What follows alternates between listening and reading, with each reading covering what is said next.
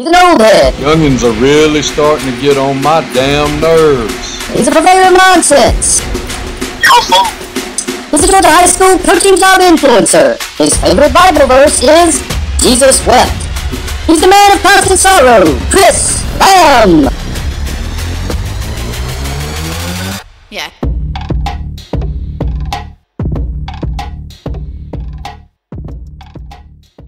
Welcome to Sun Coaches Podcast, and got a great guest for us today. He's a Middle Georgia icon, although he won't say it. I will. And if you don't like this guy, there's something wrong with you. Coach Don Norton, the head coach of the Johnson County Trojans. Thanks for being on with us today, Coach. Hey, thanks, Chris. I sure do appreciate you having me. Well, Coach, start by telling everybody, where you grew up and went to high school.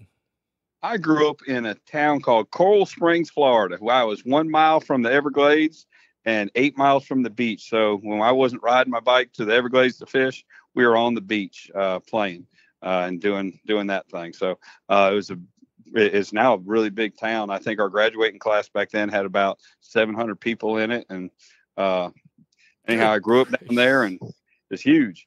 But when I left in 1987, I went to Georgia Southern and was very fortunate to get to play there and meet my wife, who was a cheerleader there, and was fortunate to meet some really amazing people and be around some amazing coaches there at Georgia Southern. Win a couple of national championships, and most importantly, though, made some really lifelong friends on that football team. Did you play with Mike Wagner? I did. Before you? Mike's actually a little bit before me. He was a senior my freshman year, but he's just an amazing person, great friend. His whole family's just incredible. I think a lot of Mike, his wife, and his children. He's got a daughter that was a cheerleader and a son that went to West Point, and just really incredible people. Oh, Buckethead. That's him. I worked with him at Lithia with Isaac, which I know you know Ike. And oh, yeah. Isaac's one of my best friends. Georgia Southern guys and Nick Davis. And, I worked with Nick and Franklin at Burke County. So you were at Georgia Southern, and you got to play there.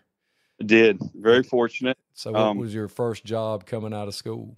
My first job. So I was actually like the first student assistant at Georgia Southern, coaching linebackers. I punted and kicked at Georgia Southern, and I was in the meetings helping Jeff McInerney with the linebackers, and as a student assistant. And I got a call from the Buffalo Bills and went up there for just a little while. And while I was up there, I knew I wasn't making the team, and contacted Steve Pennington, who was at Athling County.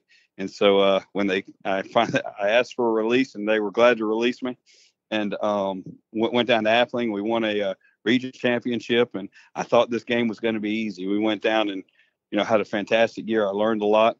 Steve Pennington's a fantastic coach, great friend, and a true Christian. I mean, he's rock solid, and was with him for 2 years. And I learned what I learned is they love you when you're winning and hate you when you're losing. So we win the first ever, I think, region championship, go to the quarterfinals, lose to Thomas County Central when they started their run. And I learned about Southwest Georgia football right then and there.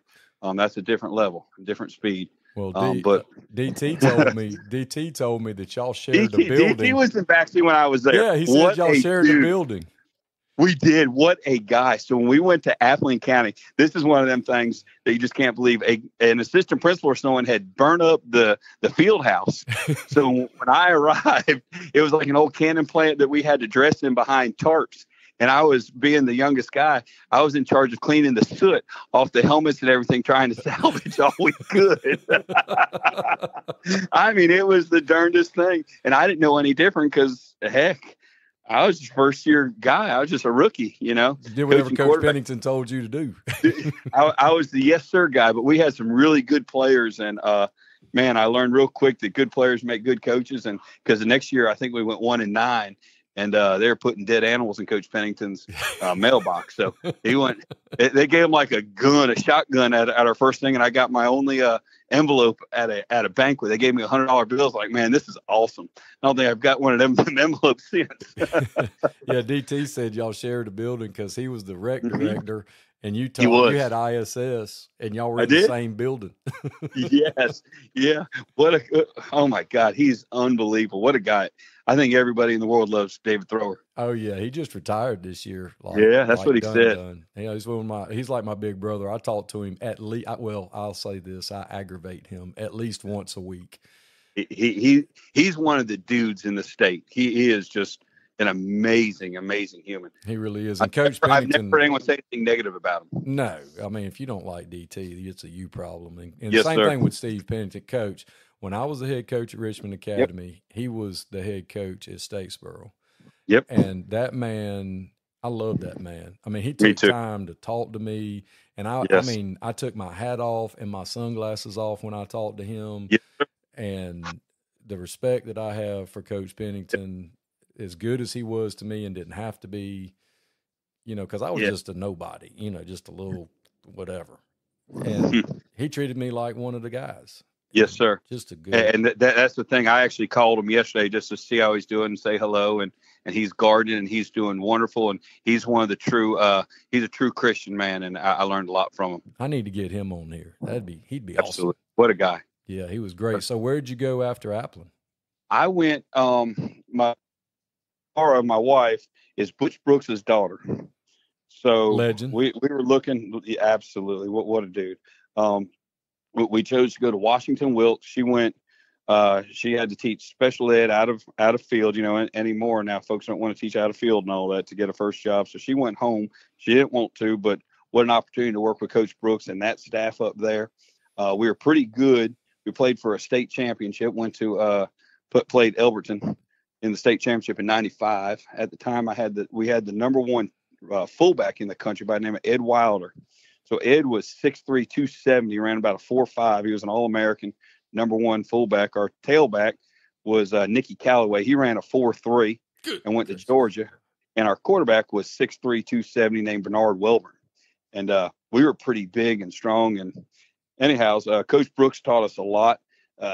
Before we're about to play Elbert County in the state championship game, and on Tuesday, one of our best players got in a little trouble, and he booted him from the team, and it let the air out of the team, and we ended up losing. But I knew we were going to lose that day. I was in charge of everything then too, because I was son-in-law. So I go to the stadium. I got to set up the stadium. It's a Saturday game, and Elbert County fans are already tailgating at 10, 11 o'clock in the morning. Anyhow, I said, I think we're in for a long night, Coach.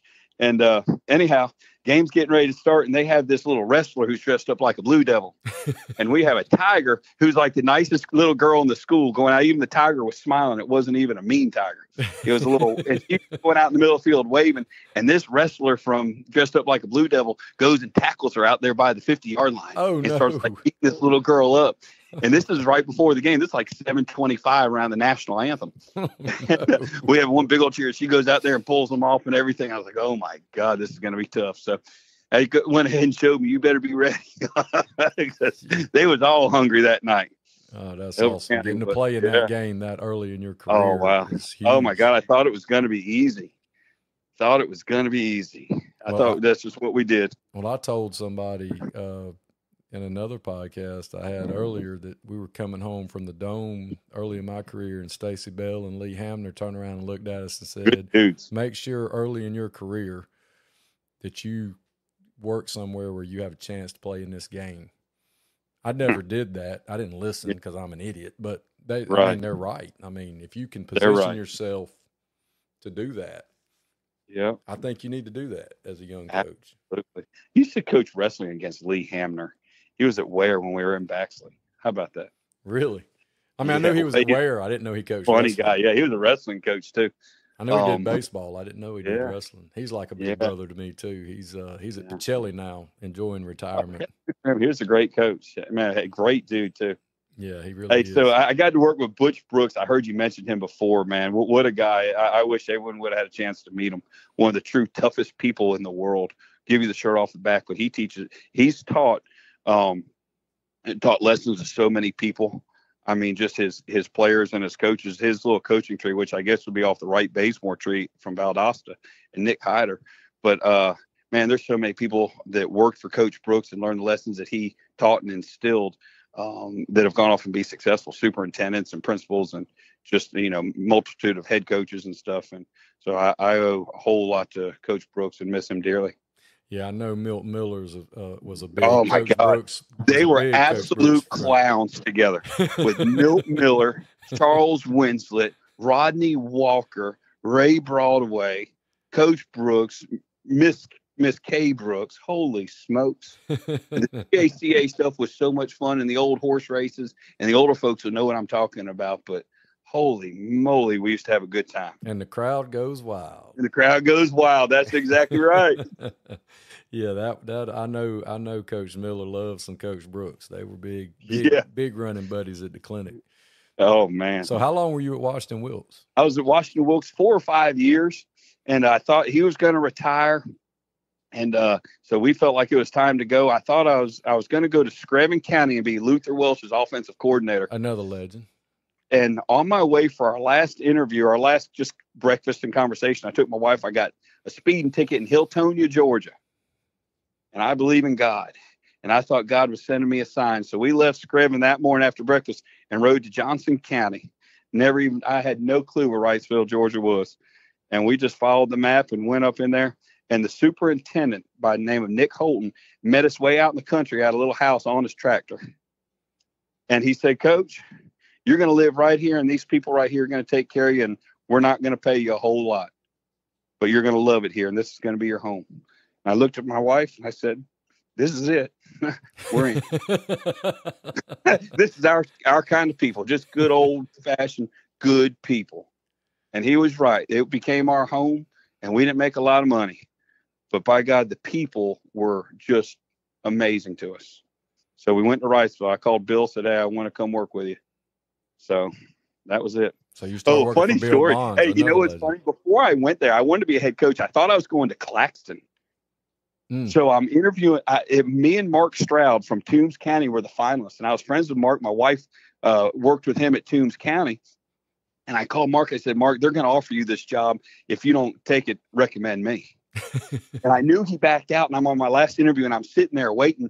But on the way down there, I'm taking my wife because the superintendent says, hey, bring your wife. And her button broke on her dress in Louisville, Georgia at the McDonald's down there. And I'm going down, I was like, dang, this can't be a good sign. And, and anyways, we're down there, and I know Mark has backed out of the job, and I'm sitting there waiting. And Rodney Walker calls, and I hear him talking, hey, I recommend Rance Gillespie. I'm like, no. He's like, no, the principal's like, hey, we got our guy. I'm like, oh, good. He's about to offer me the job. I'm going to accept it right now. He said, hey, Mark's backed out. And I was like, yes, sir. And he said, but we're going to bring in another guy and interview him, since I said there'd be two. I was like, oh, God, I'm out. And that happened to be Pat Collins, and Pat Collins got the job. But what was the funniest thing about it, I heard him talking. The principal at the time at Claxton thought I was from Washington County, who had just won the state championship the previous year, and not Washington Wilkes. And I wasn't about to correct them. Yeah, let them run with that. I let him run with it. Yeah, let that go. You can't make that up. No, because back then it's not like it ain't like now where everything internet and they can. Oh my gosh, I know it. It was so funny. I went home and I got in the car and I told my wife, I said, he thinks we're from Washington County. Don't say a word. So you go to work with Bill Bonds. Bill Bonds, what a amazing, the absolute finest Christian man I've ever known. Stud. Yep. And I didn't like Wrightsville my first year. I'm going to tell you, it was tough. We went from playing for championships to 28 kids. And we had 4 kids on the team that could lift 200 pounds. It was tough. And we used to have this little bell we'd ring if a kid was going to try and break a max and hit 200. It was that bad. I think we went 4-6 that first year. Heck, we lost 1-0 one game. Oh, penetration. In overtime. Penetration. And yeah. Well, I thought everything was going to be easy. It's funny that you brought up that the superintendent told you where you were going to live. That reminds me, I went and interviewed with Larry Campbell at Lincoln County when I was great friend of ours. Leavenworth, and during the interview, it was an 8-hour interview, and we never talked about football. Mm-hmm. And part of the interview, we drove through Lincolnton, and we went by these 2 houses, and he said, "You're either going to live there, or you're going to live there." Yes. And at 7:00 every night, I'm going to ride by, and if your car or truck isn't in your driveway, I will fire you, because you're going to be home with your family, because I used to think that football was the most important thing, and I've got 2 grown children that I don't know because I didn't spend time with my family, and I'm not going to let you do that. But just the fact that a small town, they tell you where you're going to live. Back in the old days, they used to. And they're going to take care of you too. Yes, yes. And he was like, this is where you get your gas. This is where you get your groceries. And at the end of the month, they're going to send you a bill. And I'd never heard of this. I'm from Augusta. I'm like, what? And he's like, yeah, they send you a bill at the end of the month. You're going to pay it when you get paid. And I'm like, you don't pay for your gas as you get it? And he's like, no, son. They keep up with it. And I was like, that's right. That's crazy. This is awesome. And then they pulled the teaching slot. Anyway, it was just it was just different. Yeah. It really was. And Coach Brooks and Coach Campbell's been a tremendous friend of ours and to the Brooks family for such a long time. People always think that's such a huge rivalry, but Coach Brooks and Coach Campbell were like best friends. Oh, and we would be over there when I first started there on a Thursday before, the first game was always the Lincolnton game. And they'd be together. They'd be at each other's house. Coach Campbell, Miss Connie would ride over and they'd just be sitting there and be like, what in the world? Like, oh, yeah, never talked about the game, just about life and that kind of stuff. Well, they were just really good friends. Well, and this, he loved trail riding horses. Yeah. Coach, we spent 3 hours with his horse guy. That's it. And he's like, yeah, I like to ride horses and we're going to go do this. And he was having a new house built, like first time ever. He said, my wife's been after me for years and years and years. Well, finally we're doing it. So we had to ride out there and look at that. And then he showed me, he was like, on Tuesday nights, they do a steak dinner for us and we listen to bluegrass music. Do you like bluegrass music? I was like, well, as a matter of fact, I do, which was true. I was like, yes, sir, absolutely. So I was like, this is going to be awesome. And, they pulled the teaching slot and he called and apologized. I was like, you're Larry Campbell. You don't have to apologize to me.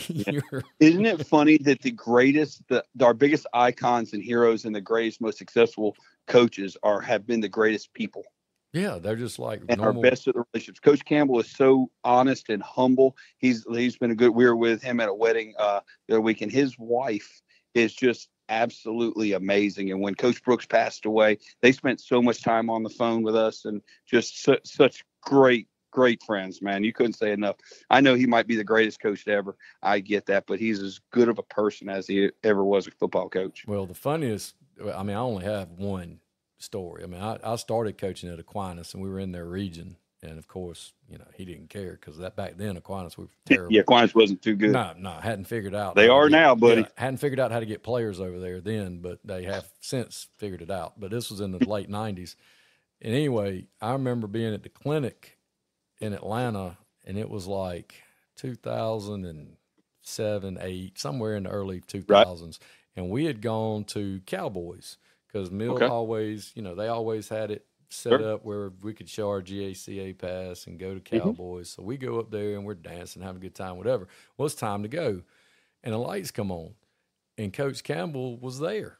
And he's looking around, and he's kind of by himself. And I go by, and I'm like, Coach, you good? He was like, well, I don't know where my guys went, and I don't know how I'm getting back to the hotel.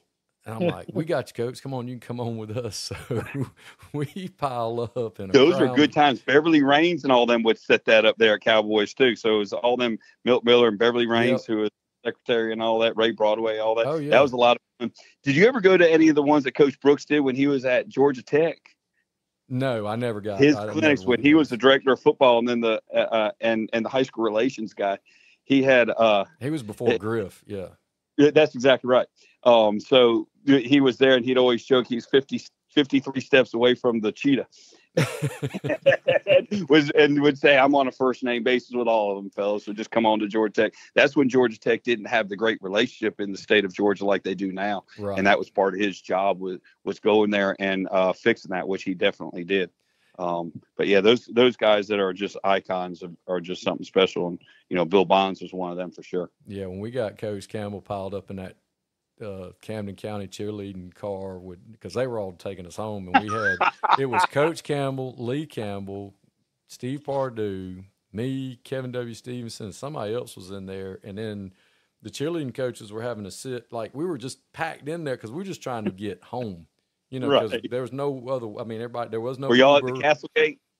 No, we were at the Marriott and on wherever. So, and Coach Campbell gets in the car, and Lee Campbell goes, hey, it's the real Coach Campbell. And he's like, how they all humble. Yeah. He's like, nah, whatever. And I looked at Kevin, I go, man, there's like 24 state champion rings in this car with us. Yeah. How did we get in here? Yeah, that's pretty. it was just funny. And then Coach Larry Campbell looks at us and he's like, if anybody tells anybody about this, I will come and get you. And we're like, Coach, you're good. We're just getting you home. And he's like, this is awful. He's like, I can't believe I've let y'all talk me into this. Yes, sir. Yes, sir. So after Johnson County, your first trip there. Oh, yeah. Is that when you took your first head coaching job? I took my first head coaching job. I didn't really want it, but I needed the raise. My wife wasn't working, and I needed a raise, and I wanted to be a head coach. So I went to Truetland County, and that was an amazing lesson. The Vikings. The Vikings. But when I signed my contract, the first thing, part of taking the job was being able to bring my own defensive coordinator. And the person I was talking to was Sherrard Freeman. So he was my first hire, who's at Bryan County. Took his team to the state semifinals this year. Done a fantastic job. But it's literally as soon as I signed my contract and set it down, superintendent comes, puts his hand on my shoulder and says, Coach, you know that defensive coordinator and PE spot I got? I said, yes, sir. I sure do appreciate it. He said, well, it's going to the girls basketball coach. Now, if they can coach football, you're all right. But I don't know any that do. And he's coaching basketball. I said, holy crap. I went home that night. And I should have just ripped the freaking contract up and went home. But I drove home to Wrightsville. My wife's standing there with a bottle of champagne ready to celebrate. We moving, going to be a head coach. And I cried like a 2-year-old getting his candy taken away. I knew I done messed up. And then the next morning I was in there talking with Bill. He and I like holding each other's hand, crying like twins who both got their candy taken away. Bill and I were really, really tight. And we did, and anyways, went and made the most of it. With my first week on the job at Truetland County, they had a boycott. The blacks had boycotted over the firing of a principal, and Jesse Jackson, the Rainbow Push Coalition, come walking down the street, hollering as I'm taking my first guy who I'm going to hire for something on an interview. I was like, I looked at him and said, "You ain't coming, are you?" He said, "No, sir." So my first week, I ended up meeting with Jesse Jackson. That's and how we're going to how to fix the relations with blacks and whites. I'm like, dude, I don't care. I like everybody, man. I'm good. I'm 31 years old and I'm talking to Jesse Jackson. That's pretty awesome. Like, man, you talking about a strong speaker? Oh, man, he was powerful. He was very impressive human being. Well, he has been for years. That's what he's good at. Absolutely. Yeah. So we went there and tried to change some stuff. And I made the mistake of moving some kids from running back to quarterback and quarterback to running back. That made the kids real happy, but I don't think it made the parents real happy. And that's when it all started. And as good as we may or may not have played, I was fighting some issues that I wasn't going to win. And it was a tough 3 years, I'll tell you that. Well, you shared with me before You shared with me before we got on air something you learned too while you were there that I'd like for you to share with the younger coaches. So priorities. I wanted to outwork everybody, and I wanted to be the first one to ever win at Truetland, and be able to stay there longest. There was only one person who made it more than 3 years. That was Dickie Williams. I made it 3 years, and that was good. I wanted to have a winning record, which we didn't. But I wanted everyone to know how hard I was going to work, because I'll work hard, but I lost sight of my priorities. And what I mean by that, on Christmas Day of 2001, which was after my first year, so my son would have been 1, my daughter would have been 4. Christmas evening around 6 o'clock, instead of eating Christmas supper with my family, I'm up in the attic at Truetland County weight room cleaning it out. I got thinking about it, and I was like, yeah, everyone's going to see how hard Coach Norton's going to work. It didn't make a rip. All I did is I missed so much of my kids growing up, those first few years, those formative years. I missed it because I wanted to work. It didn't help. They fired me anyway. We still didn't win. It was a really good lesson, and it took me.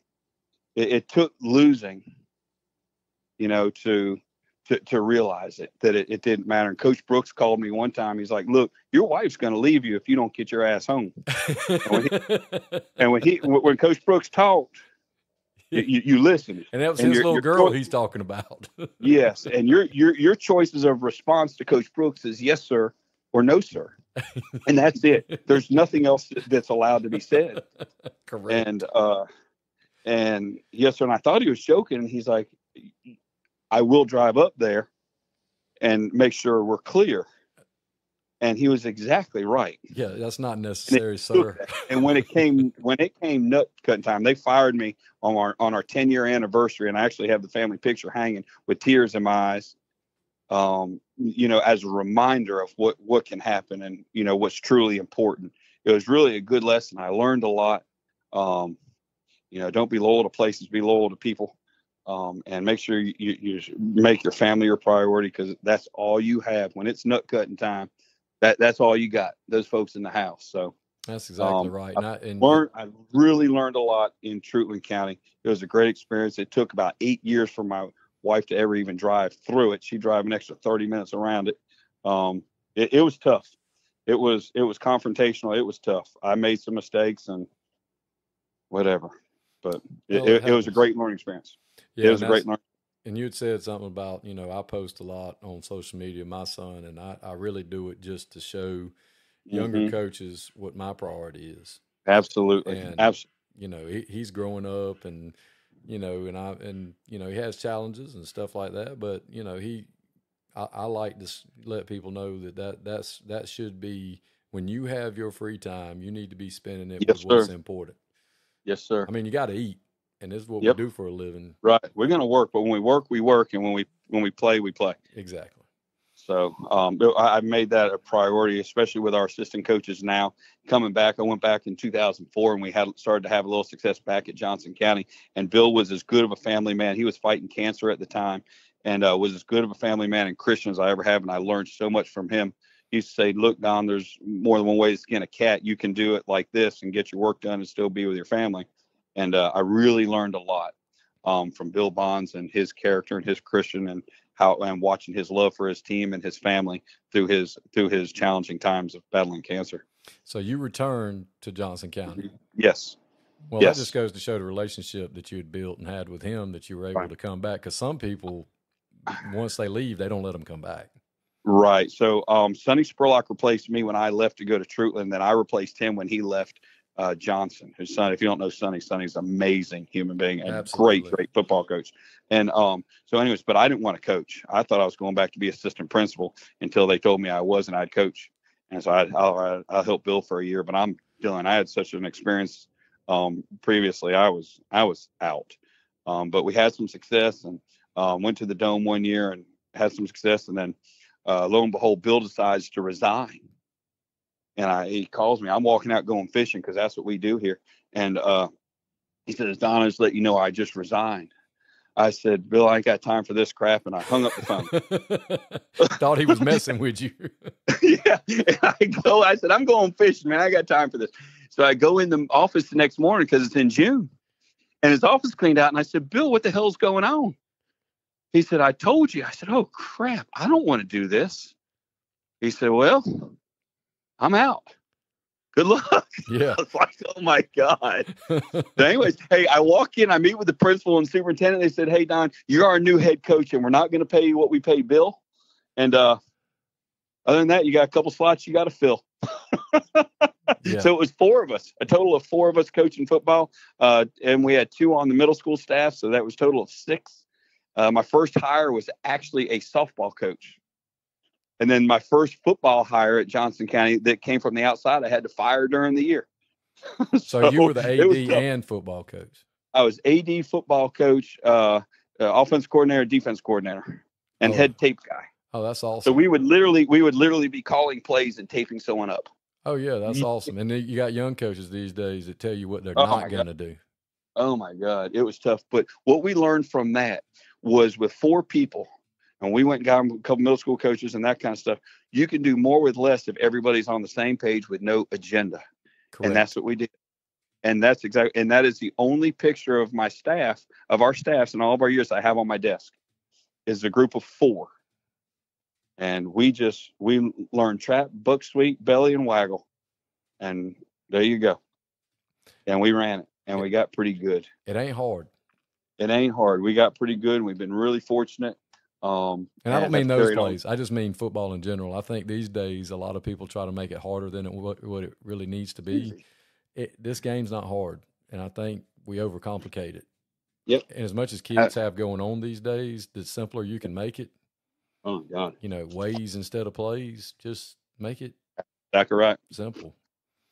That's exactly right. So we've carried the same system for all these years, and it's been either wing T or flex bone or 5 wides, but it's all the same to us. It's blocking and tackling and 1 million formations. And defensively, we just run and hit and run, and that's our philosophy at Johnson County. Well, I know we met in person when I was at Hawkinsville. We came over there for an OTA, and we went against Wilkinson, and I think we only went against y'all one rack, but there was some skulls getting cracked on y'all's end of the field, because when you go to Johnson County, you better have your chin strap buckled and your mouthpiece in, because you are going to get hit. Yeah. Y'all are physical, always. We're very fortunate that that's in the DNA there in Wrightsville. I tell them all that they are born to run and hit and run, and that's just kind of what we do. We ask our kids to play defense, and we'll try and just get by on offense. But the kids in Johnson County have always loved to hit. So that's what we do. You know, a defense coordinator of mine was Matt Burleson. Oh yeah, I've already had Matt on here. Just took his Telfair team to the state semifinals. So that's really cool for me. 2 coordinators went to the semifinals this year, but he was a great one. He called me. He worked for Coach Brooks at Georgia Tech. And that's where I had met him. And Matt is one of the finest human beings I know, and probably my best friend in the world. But he called me one day. He was leaving Glenn Academy. I was out in a turkey field, walking across the field. He said, "Hey, who's this?" I said, "Who's this?" He said, "This is Ruprate," because we called him Ruprate after Dirty Rotten Scoundrels character, Ruprate, which is Steve Martin. Yeah, eat your applesauce. he said, "Hey, I want to come." I said, "Okay, you're hired." It was really just like that. I said, "All right, what's your goal for 5 in a couple years from now?" He said, "Coach, I want to be a head coach." I said, "Okay, good." I said, "You want to be offense coordinator and defense coordinator?" "I don't care, because I'm doing both right now." He said, "Well, I've always been offense. I feel good. I want to be an offense coordinator." I said, "Okay, good. You want to be a head coach?" "Yes, sir." I said, "Okay, you're defensive coordinator. I'm offensive coordinator." And he looked and said, "What?" I said, "You just figure it out, buddy. You've got this." He is the smartest coach I've ever been around. Yeah, he's pretty intelligent. By far. He's so sharp, and he's the dumbest one in his family. Well, when he told me on the podcast, he's like, "I went to Wake Forest and blah, blah, blah, did this. And I was like, "Well, then you're pretty smart." And he just kind of played it off like, yeah. When I'm not joking, he's the dumbest one in his family, and I hope he hears this, because he knows it. His sister's a judge. His brother is a lawyer down in Tallahassee. His mama is just like a princess, a queen. And his daddy's one of the most successful coaches in the state of Florida. I got to meet a few times, and I understand why Matt's such a great guy. So was he saying that you have to eat with a cork on your fork since your name's Ruprecht? Yes, that's him. Yes, he has the patch on his eye. Yeah. I'm telling you, eating pregame meal with Matt Burleson was like that. It would be all over his face. He couldn't do it. The cork was on his fork. Yeah, I know all about that. That's one of my favorite movies ever. It's actually my wife and I's first date. We went and saw that movie. Oh, really? And so that kind of became funny. Yes. That's awesome. Ruprecht eats your applesauce, and he hits himself in the eye patch. That's great. Yeah. Which I think Steve Martin's a comedic genius anyway. Oh, it's a genius. So actually, Coach Brooks gave him that nickname because of that. He reminded him of that. That's awesome. He told stories about the hospitality and taking people. Oh my God! Hey, on the podcast, Brooks, he did. Tell me, Matt forgot something like a golf clinic or something. And Coach Brooks, now he's got me so bad. Oh my God, he'd let everyone in the county hear him chew me out. But he said he got Matt one time so good at a golf tournament. And what's funny, Coach Brooks could yell at you, and you'd feel just so bitty because you let the man down. You don't want to let him down. He was always right, and it would irritate you a little bit because you knew he was right. And then he'd turn around, he could be laughing. And he could be your friend again just a minute ago. But, man, Coach Brooks had a way about him. But to hear him tell how he chewed out Matt Burleson for getting all these, like, gifts or something for a golf tournament, oh, my gosh, I'll never forget. Because Matt could mess up a lot of things, and apparently he messed that one up pretty good. Well, people that are highly intelligent their minds tend to focus on a lot of different things at one time. That's why he has to keep a cork on his fork. Matt texted me last night because he knew we OTA'd. Okay. And he wanted to know what it looked like and everything. Who cares? Else, so this football thing's easy. He's a good dude. What you're doing now is not what you're going to be doing in a month. No. You're going to make a whole bunch of adjustments once the pads come, because those are looking good in helmets right now. 8 real good one it's pads. And when it's nut cutting time, some are going to step up and some are going to back up. And when you're in little A, when you're in the smaller divisions like we are, and, you know, I don't know that some of the younger coaches, I'm not picking on them. I'm just saying because some of the younger guys they don't have the experience yet to understand this. And they start off at these bigger programs, which is great, good for them. But they don't understand, like some of the older coaches know, when we're at the smaller places, you don't know who's going to be there. And I don't mean like that. It's not because they transfer. It's because they may be sick this day, or they may have to help grandmother move, or they may have to work. You know, I can't, Coach, I'm not going to be there tomorrow. I have to work. And there's no backup. No. There's no backup. You got to make one. Yeah. You got a freshman that has no business playing. Right. He wouldn't play anywhere else, but he has to play now. Yeah. We actually have 4 linebackers to play 3 positions. That's it. There is not another human being. So, I mean, it's really tough. And I think the best coaching actually happens at this level. I know higher divisions may have more athletes and bigger, strong, whatever. But the best coaching may happen at this because they really have to be able to reach kids and be able to find a way to maximize potential. Because it changes from year to year. You might have a really good team and good players one year, and the next year you don't, but you better find a way to win. Well, you know how this goes. When you get that freshman class comes in the smaller schools, this year you might have linemen, and the next year you might have skill kids. Rarely do you get them together. I mean, and you're only getting 10, 12, you know. Right. It's not like you're getting a 30 freshman class. I mean, you don't have 35 on the team, you know, that's 40. Right. So that's right. It's crazy. So how did y'all do spring this year? No, we don't do spring. We encourage them to play baseball, run track, work on their grades, go fishing, go turkey hunting, be a kid. We get it out of them in the summer. I think kids burn out and they get out doing all this other stupid stuff. And so y'all got 2 scrimmages. We just want to be kids. Yeah, we got 2 scrimmages. We put it together then. We got a system, and we feel like that we have an idea of what we're doing, contrary to some of our fans' beliefs. But we got a little bit of an idea of what to do and how to coach them. So it works. And I think kids need to be kids. Who are y'all scrimmaging? Wilcox County and Jenkins County. Okay. Got good relationships with both schools, and they're both well coached, and they're going to be behaved and all that stuff. Hey, 2 years ago, we're scrimmaging Wilcox County, and we had a pretty good team. We ended up in the semifinals or whatever, and so some nut job from Dublin comes, stops his car during our scrimmage out in the street right outside the stadium, takes a pistol out and shoots 6 times up in the air. That was y'all. That's right. We literally started that season with a bang. I mean, it was nuts. Everybody running and hitting the ground, and the dangest thing ever. My wife is the film guy, which is funny in itself. So my film guy is up there looking, said, "Hey, we're good. Everyone's down." But what's funny is when he pulled over, he like blocked the street, gets out of the car and picks the pistol up. The car coming that he stopped was an off-duty police officer who does night shifts and does the drug, the dog in the force. That was him. So by the time he's finished, he had pistols on him.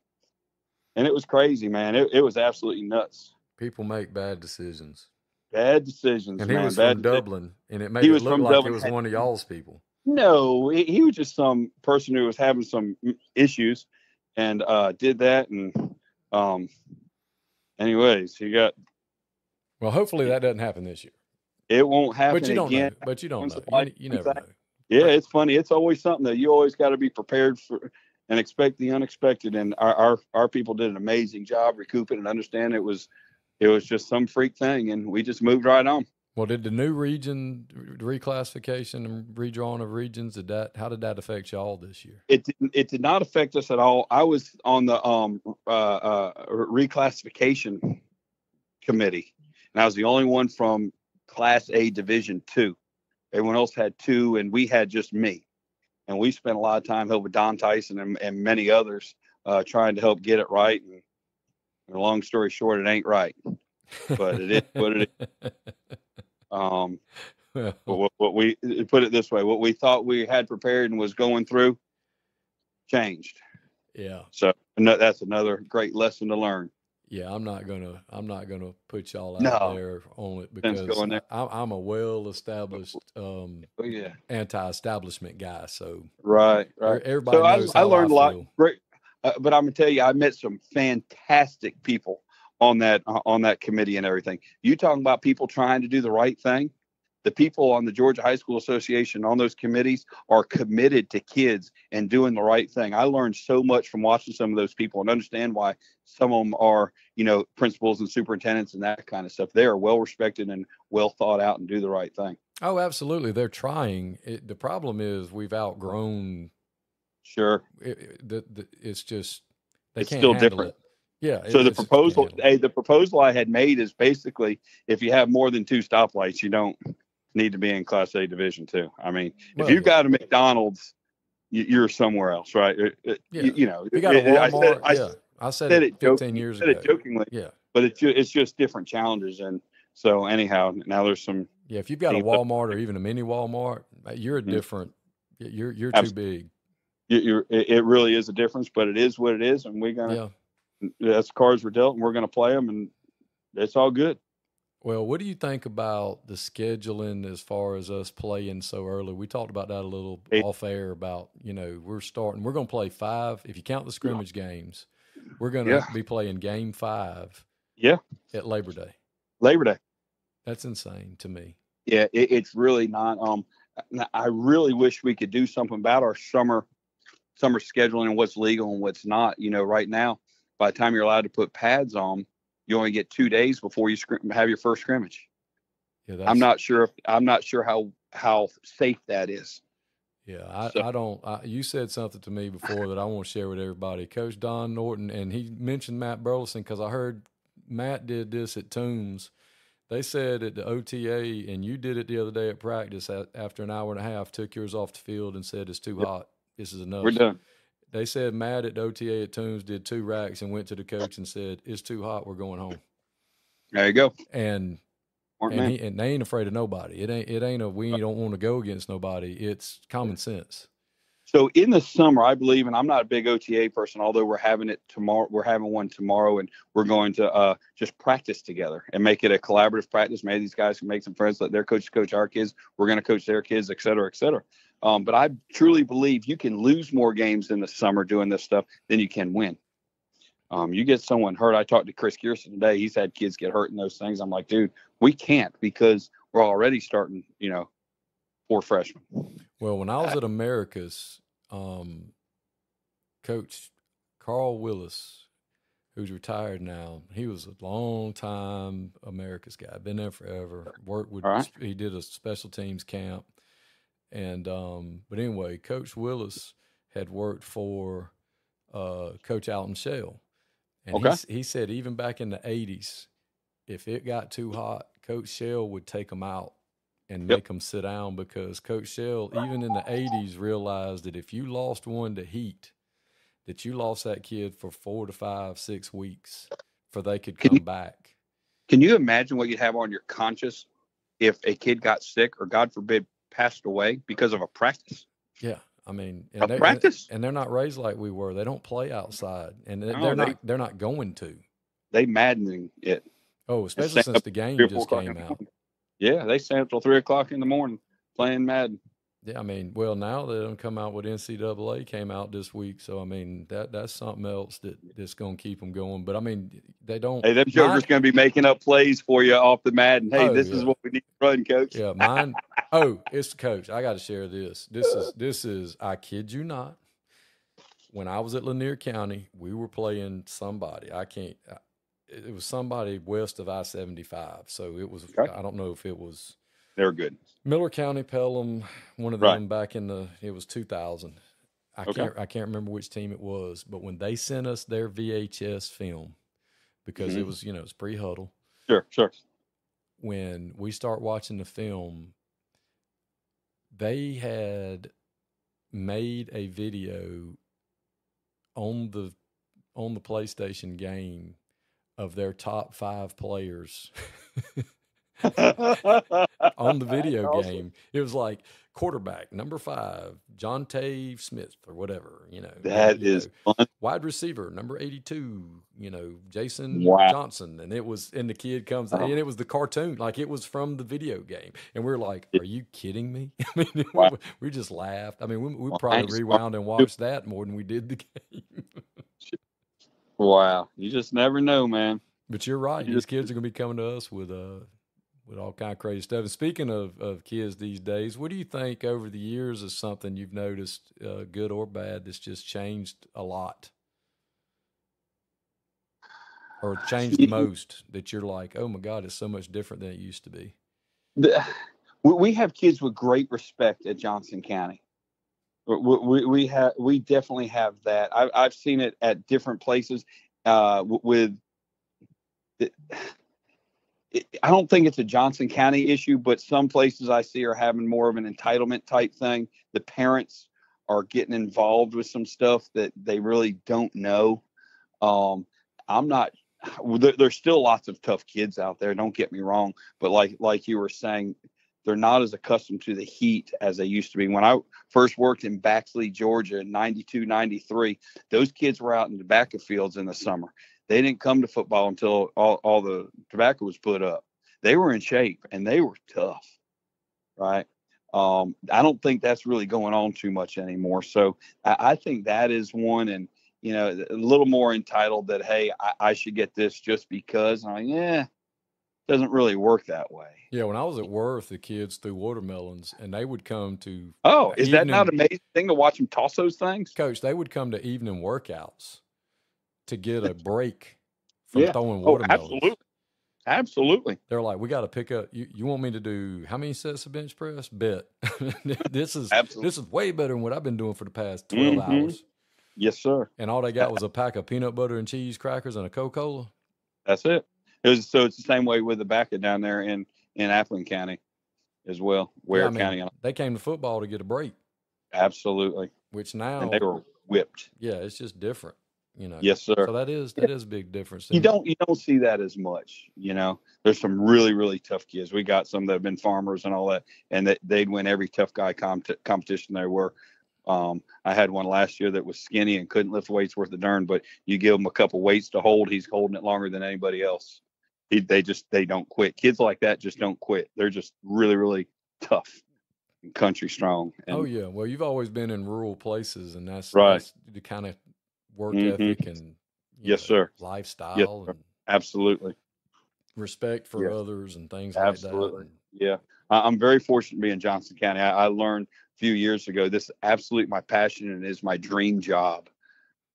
And very blessed to be a Johnson County Trojan. And our people there, I think, are the best in the world. And but times have changed in the 26 years or so I've been there. Well, how much longer are you going to go? I know you got 30 in. When are you going? So I told the Rotary Club this, and I tell everybody this. I'm living my dream right now, Coach, doing what I want to do, where I want to do it, and doing it for the love of it now, because I just retired and hopefully going to get rehired to be 49%. Until my wife, because we don't have family anywhere around, when she says we move, and she has followed me for 30 years, letting me do my thing. And it's time that I let her go do her thing. I'm going to do whatever she wants. So if she lets me stay and keep living my dream, that's what I want to do. If she says we moving, I'll write it down on a napkin that I quit. But my son's in dental school right now. He has 3 more years and he loves Johnson County. And I wouldn't be surprised if he wanted to come back to the area. And if he does, I'll stay here until they tell me I have to leave. But we'll just see. A lot can happen. So I would love for that to happen, but I don't know. Where is he at dental school at? He's at Augusta. Oh, okay. Well, that's not far. And our daughter's up in Atlanta. She's a pharmacist up in Atlanta. We got to get her out of there. Yeah, that's a different world up there. Yeah, I don't like Atlanta. Me neither. Well documented that Sherman was on to something when he set that place on fire.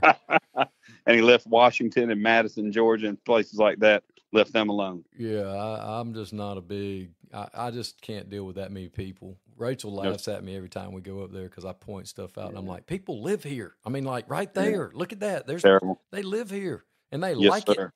It. It doesn't bother them. And don't want to. I got to go up next week to follow up for my second back fusion that I had last year. And congratulations. Yeah, I can't wait. I'm missing. I told boss, I was like, man, I'm not going to be here Tuesday. I got to go. You know, I tried to schedule this. He's like, don't do this acclimation. And he's like, don't start. I already know how you feel about acclimation. And I was like, well, I wasn't going to say anything. You know, we've been doing all these OTAs and everything else, so now we're going to go do a week of just wear a helmet. Isn't that funny? It's something I wish the GHSA would reconsider. In my opinion, we should be in shoulder pads now, getting acclimated to that. Yeah. Then you go shells, and then so you're now acclimated to a scrimmage and a game thing, because now we're kids in full pads and tell them to go hit each other. I'm not that makes, but yeah, I'm just different. But I'm just not real sure about some of it, but whatever. Well, Coach, you've had such a great career and doing a great job, and it's fantastic. I'm glad you took the time to talk to us. And just I've enjoyed it. I love Johnson County. I love what I do and where I do it, and talking football, and I'm hoping we make a difference for kids and coaches. You know, I just really pray that we do. Well, I know y'all are going to have a great year this year, and regardless of what kind of season you have, the impact that you've had on the kids of Johnson County and just everybody you've come into contact with. Man, I appreciate that. I really do appreciate that. We're all really, really blessed.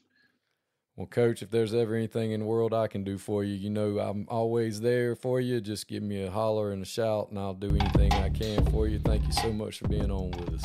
Thank you, Chris.